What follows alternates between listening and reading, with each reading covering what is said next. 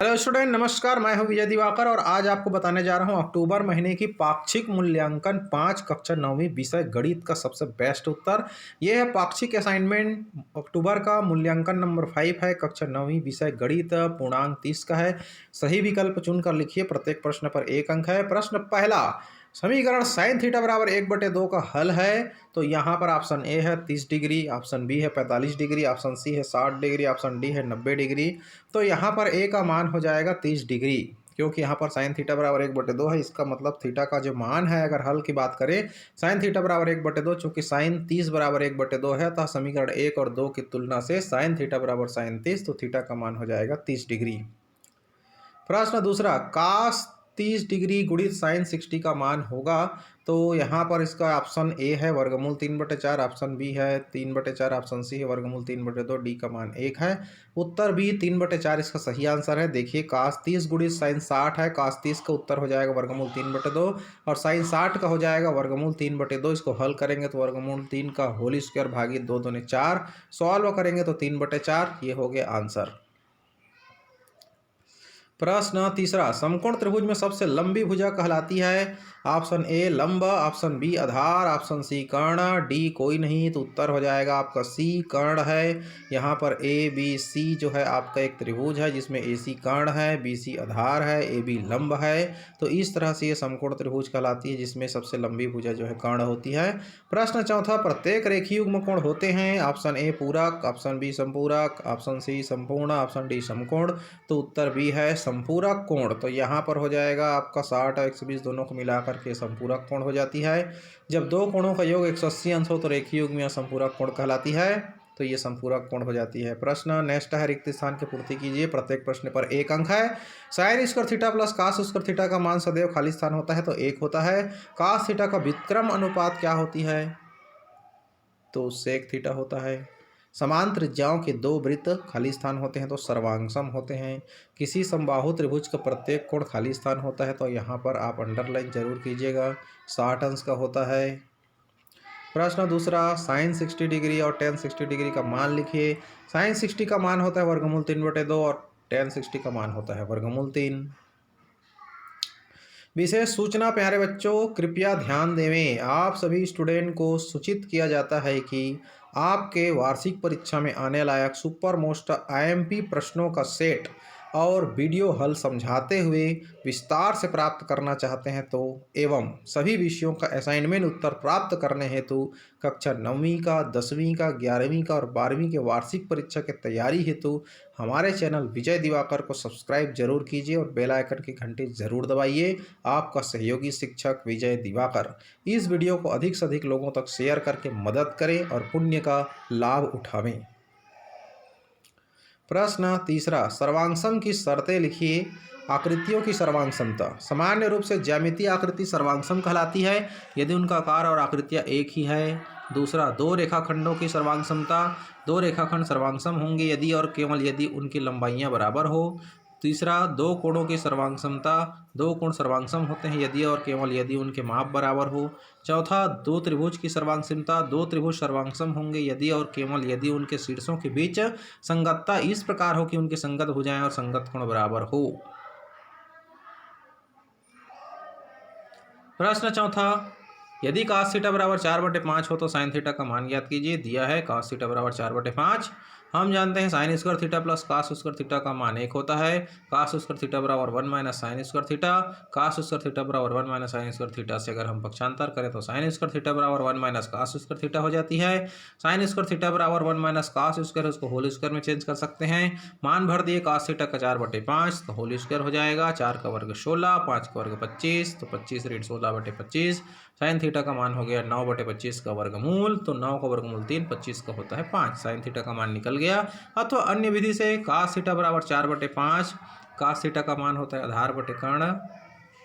आधार 4 है, कर्ण 5 है। त्रिभुज है ए बी सी जिसका आधार 4 है, लंब 3 है, कर्ण 5 निकल जाएगा पाइथागोरस प्रमेय से। ए बी का वर्ग धन बी सी का वर्ग बराबर ए सी का वर्ग। तो ए बी का वर्ग बराबर ए सी का वर्ग माइनस बी सी का वर्ग। ए सी का मान 5, 5 का वर्ग ऋण ए सी का मान 4, 4 का वर्ग। ए बी के वर्ग बराबर 25 ऋण 16, 25 में 16 गया तो 9, ए बी बराबर 9 का वर्गमूल बराबर 3, साइन थीटा बराबर लंब बटे कर्ण बराबर 3/5। प्रश्न 5वां, जांचिए सत्य या असत्य। 2 cos 45 - 1 = cos 90 दिया है आपके पीडीएफ के प्रश्न में, इसलिए लेफ्ट हैंड साइड को हल करने पर 2 cos 45 - 1, cos 45 का वैल्यू होता है 1/वर्गमूल 2 ऋण 1, सॉल्व करेंगे 2/वर्गमूल 2 ऋण 1, लघुत्तम ले लेंगे इसका तो 2 - वर्गमूल 2/2। इस तरह से आप राइट हैंड साइड को भी हल करते जाइए। cos 90 का मान 0 लेफ्ट हैंड साइड में सॉल्व करना है, फिर उसके बाद इस तरह से आपको लिखना है 2 - वर्गमूल 2/वर्गमूल 2, परिमेयकरण कर दिया, यहाँ पर आ जाएगा, हल करेंगे तो 2/2 ऋण 2, 2/2 कॉमन निकाल दिए, वर्गमूल 2 ऋण 1। अब इसके बाद RHS को cos 90 का वैल्यू तो 0 होता है, तो LHS और RHS का मान बराबर नहीं आया, इसलिए असत्य हो गया। लेकिन रियल में यह प्रश्न ऐसा नहीं है। यदि यह प्रश्न निम्नानुसार होता तो 2 cos 45 - 1 = cos 90 है, तब LHS को सॉल्व करेंगे तो 2 cos 45 - 1 को सॉल्व कर दिया, 2 गुणित cos 45 का मान 1/वर्गमूल 2 का होल स्क्वायर माइनस 1, 2 गुणित 1/2 का स्क्वायर माइनस 1, 2/2 माइनस 1 कट गया, 1 - 1 अर्थात 0 आ गया। RHS में भी 0 है। लेफ्ट हैंड साइड बराबर राइट हैंड साइड कथन सत्य है। प्रश्न 6वां, किसी त्रिभुज में 2 कोण क्रमशः 45 और 60 डिग्री है, तो तीसरा कोण ज्ञात कीजिए। हम जानते हैं त्रिभुज में 3 कोण होते हैं और तीनों कोणों का योग 180 होता है, और माना कि तीसरा कोण x है। 45 + 60 + x = 180, तो 105 हो गया, जोड़ने से 45 और 60 को x का मान निकल जाएगा, यहाँ पर 180 - 105, x बराबर आ गया 75, तीसरा कोण x का मान 75 हो गया। प्रश्न 7वां, सिद्ध कीजिए कि त्रिभुज के तीनों अंतः कोणों का योग 180 होता है। दिया है त्रिभुज ABC में अंतः कोण A, कोण B, कोण C है, जिसमें क्रमशः x, y, z माना गया है, अथवा कोण 1, 2, 3 है। माना कि यहाँ पर A मेन समानांतर BC है। सिद्ध करना है A धन B धन C बराबर 180, अर्थात x धन y धन z बराबर 180। रचना कर दिए, भुजा BC के समांतर रेखाखंड एक रचना करते हैं जो बिंदु A से गुजरती है, अर्थात MN समांतर BC।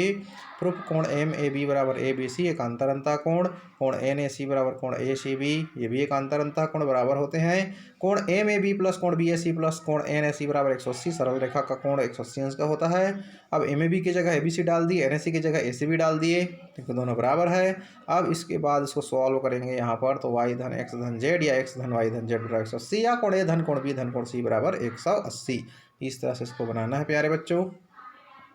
प्रश्न 8वां, यदि साइन थीटा बराबर 5/13 हो तो शेष त्रिकोणमितीय अनुपात ज्ञात कीजिए।